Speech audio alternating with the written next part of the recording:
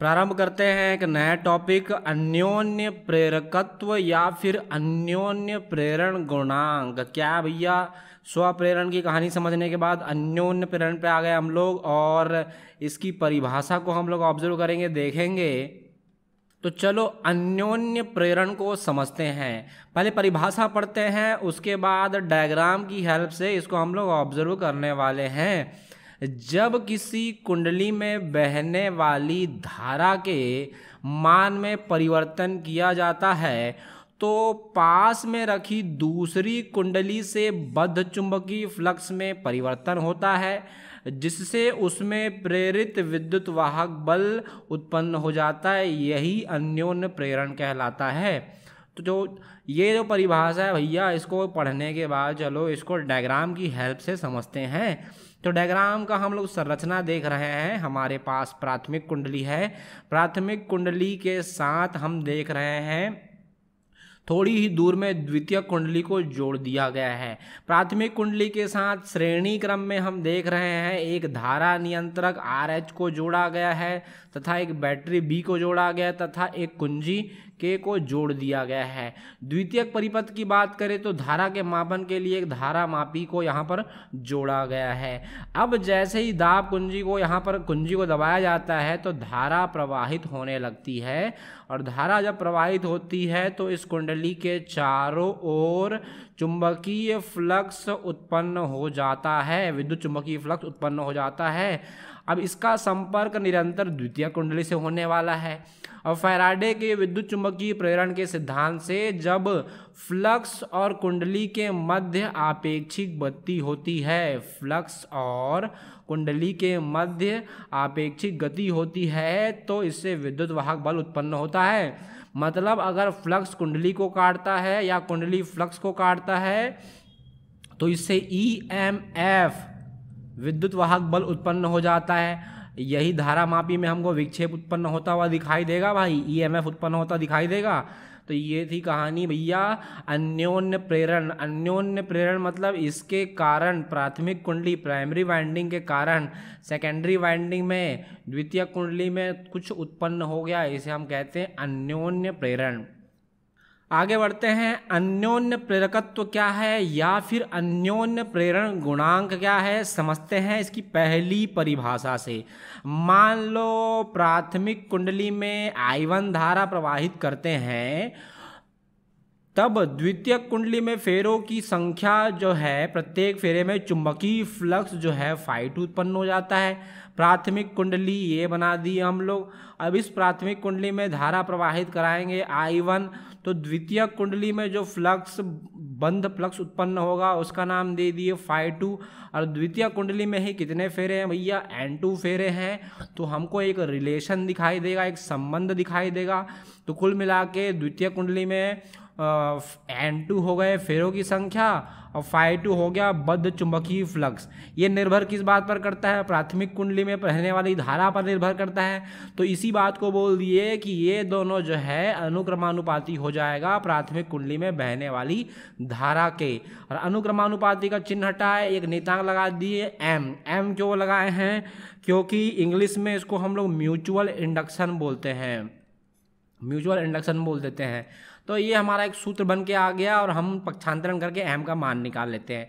तो हमारा व्यंजक कैसे बनेगा भैया, हम पहले बोल दिए कि हमारे पास ये एक प्राथमिक कुंडली बना दिया गया है जिसमें हम प्रवाहित करेंगे I1 धारा। इसके कुछ ही दूरी पर हमारे पास है द्वितीय कुंडली। ट्रांसफार्मर भी इसी सिद्धांत पर कार्य करता है। फेरों की संख्या है N2 और फ्लक्स उत्पन्न होगा ∅2। फिर हम बोले कि देखो भाई N2 और ∅2 जो है मतलब फ्लक्स जो है ये प्राथमिक कुंडली में बहने वाली धारा के अनुक्रमानुपाती होगा। अब अनुक्रमानुपाती का चिन्ह हटाएंगे, एक नियतांक लगा देंगे M, और I1 तो वैसा ही है।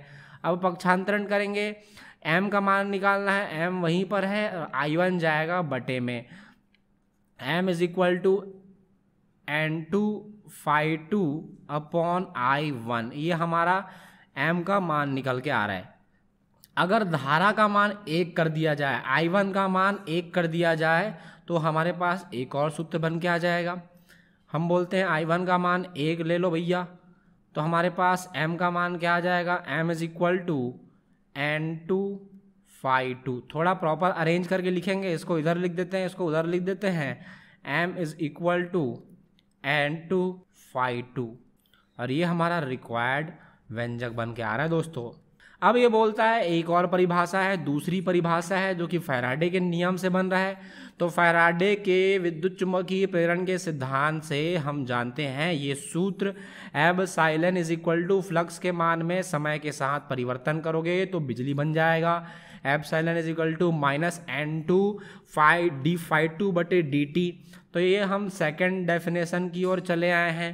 Epsilon is equal to minus N2 D phi two बटे डी टी। अब N2 को कहाँ भेज देंगे दोस्तों, अंदर भेजने वाले हैं। तो ये माइनस तो वैसा ही है, ये N2 अंदर चला गया, फाई टू अंदर में ही है, और dt हमको ले के आ रहा है। और अभी थोड़ी देर पहले कुछ निकाले थे हम लोग, N2 phi2 का मान कुछ निकाले थे दोस्तों। वो क्या था, ये देखो N2 phi2 का मान ये दिखाई दे रहा है हमको। N2 phi2 का मान, N2 phi2 का मान हम देख पा रहे हैं, ये रहा mi1। N2 phi2 का मान हम जानते हैं mi1 है। तो अब इसके स्थान पर mi1 रखने वाले हम लोग, ये देखो mi1 रखने वाले। तो N2 phi2 के स्थान पर mi1 यहाँ पर रख देते हैं दोस्तों। तो हमको क्या मिलेगा, epsilon is equal to minus D upon D T, और N2 phi2 का मान है mi1।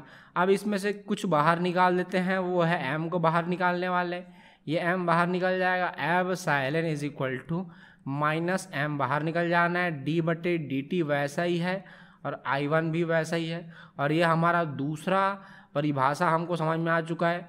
और हेनरी नाम के वैज्ञानिक इसका आविष्कार किए थे, इसलिए अन्योन्य प्रेरण का मात्रक हेनरी हो जाएगा। उसके अलावा स्वप्रेरकत्व का भी मात्रक, ये इसका भी मात्रक हेनरी है। तो ये थी कहानी दोस्तों।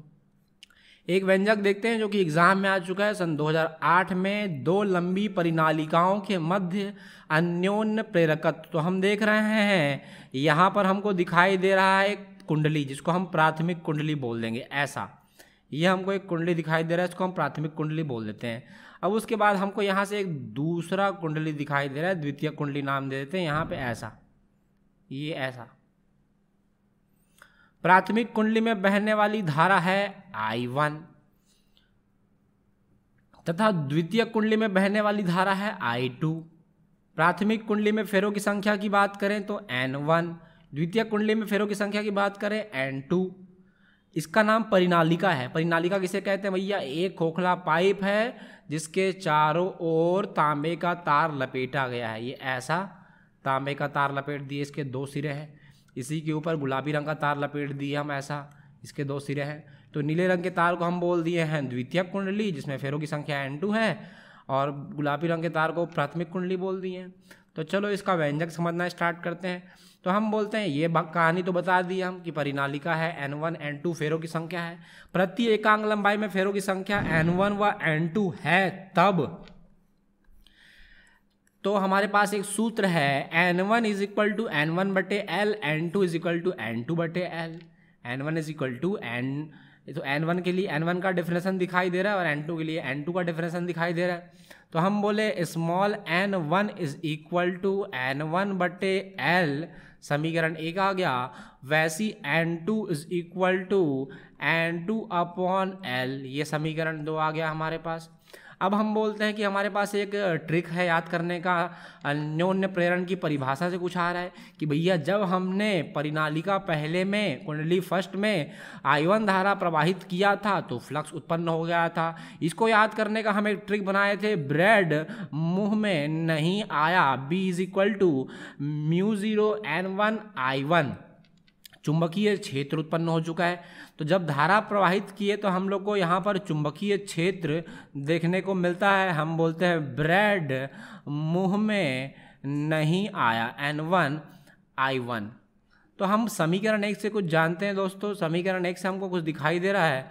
समीकरण 1 से हम बोले B is equal to mu zero, N1 का मान हमको दिखाई दे रहा है N1 बटे L हमको दिखाई दे रहा है, और I1 तो हमको वैसा ही दिखाई दिया।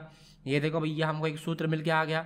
अब हम क्या बोलते हैं यार, परिनालिका S2 की बात करें तो ये बोलता है उधर जो फ्लक्स उत्पन्न होगा, हम बोलेंगे तुम गलत बोल रहे हो, गलत, ब्रेड मुंह में आएगा, पहले ब्रेड लाओ तो सही, ब्रेड मुंह में आएगा। तो φ2 is equal to B1, φ2 is equal to B1। अगर हम परिनालिका S2 की बात कर रहे हैं तो वहां पर उत्पन्न flux φ2 is equal to B1A। और हम देख पा रहे हैं समीकरण नंबर 3 से कुछ जानते हैं हम लोग, समीकरण 3 की सहायता से कुछ रख सकते हैं हम लोग। समीकरण 3 से हम जानते हैं B1 का मान, तो उस मान को रख देते हैं जो हो जाएगा, तो B1 का मान रख दे क्या, जो कि है mu zero N1 I1 upon L, और बाजू में A तो वैसा ही है। अब अन्योन्य प्रेरण का परिभाषा तो हम लोग अभी पढ़ के आ रहे हैं, थोड़ी देर पहले, जस्ट थोड़ी देर पहले पढ़ के आया, याद करो कुछ ऐसा था क्या, N2 φ2 अनुक्रमानुपाती है I1 के, अनुक्रमानुपाती का चिन्ह हटाए थे और एक नियतांक लगा दिए थे M, और I1 तो वैसा ही था। अब M को यहीं पर रखेंगे और N2 φ2 के बटे में आ जाएगा, I1 आ जाएगा। तो अब ध्यान से देखो, क्या ये लाइन और ये लाइन सेम है, सेम दिखाई दे रहा है, बस यहाँ पे 21 लिखा हुआ है। 21 का मतलब क्या होता है, दूसरा कुंडली, 2 का मतलब द्वितीयक कुंडली, और 1 का मतलब प्राथमिक कुंडली। तो M21 is equal to N2 φ2 upon I1। अब हम बोलेंगे M21 इज इक्वल टू, हमको दिख रहा है N2 φ2 upon I1, N2 φ2 upon I1। अब हम समीकरण नंबर 4 से कुछ देख पा रहे हैं, समीकरण 4 से हमको कुछ पता है, हमको समीकरण 4 से φ2 का मान पता है, N2 अपॉन I1 तो वैसा ही है, φ2 का मान ऊपर से रख देते हैं जो कि है mu zero N1 I1 A upon L। I1 और I1 कट जाना है और हमारे पास बचेगा, देखते हैं क्या बच रहा है, required value M21 is equal to, हमारे पास बचा म्यू ज़ीरो N1 N2, और I तो कट चुका है, A बचा हमारे पास, और बटे में हमको दिख रहा है L। A का हमको एक मान पता होता है, A का मान होता है, और वो मान क्या है उसको देख लेते हैं। सेम कहानी किसके लिए अप्लाई करना है, B2 के लिए कहानी, जो कहानी हम लोग M21 निकालें वही कहानी हम लोग क्या करेंगे M12 निकालेंगे। तो सेम कहानी फिर से रिपीट हो रहा है, ब्रेड मुंह में आया नहीं आया वाला कहानी फिर से रिपीट हो रहा है भाई। तो जो कहानी हम लोग 1-1 के लिए की है वही कहानी अब 2-2 के लिए करना है। तो देख लो यार, जो कहानी हम लोग परिनालिका फर्स्ट के लिए की है वही हम लोग को सेकंड के लिए भी करना है। तो परिनालिका H2 की बात कर रहे हैं जहां प्रवाहित धारा I2 है, तो सेम कहानी फिर से रिपीट होगा, और ये व्यंजक यहीं पर व्यंजक का 50% पोर्शन हमारा समाप्त हो रहा है। अब जो कहानी 1-1 के लिए की है वही कहानी 2-2 के लिए करेंगे। अब ये समीकरण 2 काम आएगा उधर, तो चलो यहाँ से हम फिर से लिख देते हैं यहाँ पर इस बात को कि हमारे पास है N2 is equal to N2 upon L, ये समीकरण 2 था दोस्तों हमारा। फिर हम बोले कि देखो ब्रेड मुंह में नहीं आया, ब्रेड मुंह में नहीं आया, तो सबकी जगह 2-2 दिखाई दे रहा है, तो यहाँ पर हम लोग 2-2 ले लिए, N2 और I2, तो ये हमारा N2 हो जाएगा, ये हमारा I2 हो जाएगा, ब्रेड मुंह में नहीं आया। तो हम क्या समीकरण 2 से कुछ जानते हैं, समीकरण 2 से N2 का मान रख देंगे जो क्या है N2 अपॉन L है भाई, N2 अपॉन L, ये मान रख दिया गया, और I2 तो वैसा ही है। फिर हम क्या बोलेंगे, गलत बोल रहे हो तुम, ब्रेड मुंह में आएगा, φ1 इज इक्वल टू B2A, चुंबकीय फ्लक्स हमको दिखाई देगा, चुंबकीय flux φ1 is equal to B2A, ये हमारा समीकरण नंबर, तो बहुत लंबी चौड़ी कहानी हो गई है, समीकरण कहाँ तक पहुँच चुके हैं, इसका नाम हम समीकरण 6 दे रहे हैं। तो हम बोले कि समीकरण नंबर 6 से कुछ जानते हैं हम लोग। 6 से जानते हैं कि किसका मान जानते हैं दोस्तों, B2 का मान जानते हैं। तो 5 1 इज इक्वल टू B2 का मान हमारे पास है μ0 N2 I2 upon L into A, तो वैसा ही है। अब हम बोलते हैं कि हमारे पास अन्योन्य प्रेरकत्व का सूत्र है, सेम सूत्र जो अभी देखे थे, देखो सेम सूत्र जो देखे थे हम लोग, अभी फिर से रिवीजन करा देते हैं उसका। क्या देखे थे हम लोग, N2 Phi2 अनुक्रमानुपाती है किसके, I1 के, और N2 Phi2 अनुक्रमानुपाती का चिन्ह हटा के क्या लगाए थे, नियतांक लगाए थे, और I1 वैसी था, और M को वहीं पे रखेंगे और इसका पक्षांतरण कर देंगे, क्या हो जाएगा Phi2 N2 बटे में क्या आ जाएगा I1 है, इसका नाम क्या दिए थे 21। तो भैया जहाँ जहाँ 2 लिखे वहाँ 1 कर दो, जहाँ जहाँ 1 वहाँ 2 कर दो। चलो तो ये बन जाएगा N1 Phi1 अनुक्रमानुपाती है I2 के, और N1 Phi1 अनुक्रमानुपाती का चिन्ह हटाएंगे, नियतांक लगाएंगे M, I2 वैसा ही है। अब हम निकालेंगे M का मान, तो N1 Phi1 के बटे में आ जाएगा भैया हमारे पास I2, जैसे हम 21 बोले थे इसको 12 बोल देंगे। तो अब ध्यान से देखो इस लाइन को, ये लाइन तो वही है, M12 is equal to N1 Phi1 बटे I2। तो ये हमारा अन्योन्य प्रेरण का सूत्र है। तो यहाँ हम लिख देते हैं अन्योन्य प्रेरण का सूत्र हमको दिखाई दे रहा है यहाँ पे, जो कि है M12 is equal to N1 Phi1 upon I2। समीकरण नंबर 7 से हम कुछ जानते हैं, यहाँ हम लिख देते हैं कि इक्वेशन नंबर 7 की हेल्प लेने वाले हैं। अब दोस्तों समीकरण 7 का हेल्प लेंगे हम लोग। तो समीकरण 7 क्या बोलता है, M12 is equal to N1 और I2 तो वैसा ही है, Phi1 का मान उठाएंगे और उठा के यहाँ रख देते हैं। तो ये हो जाएगा μ0 N2 I2 A upon L हो जाएगा। क्या कुछ कट पा रहा है, ऊपर नीचे I2 कट जाएगा। M12 इज इक्वल टू हमको मिलेगा μ0 N1 N2 A upon L।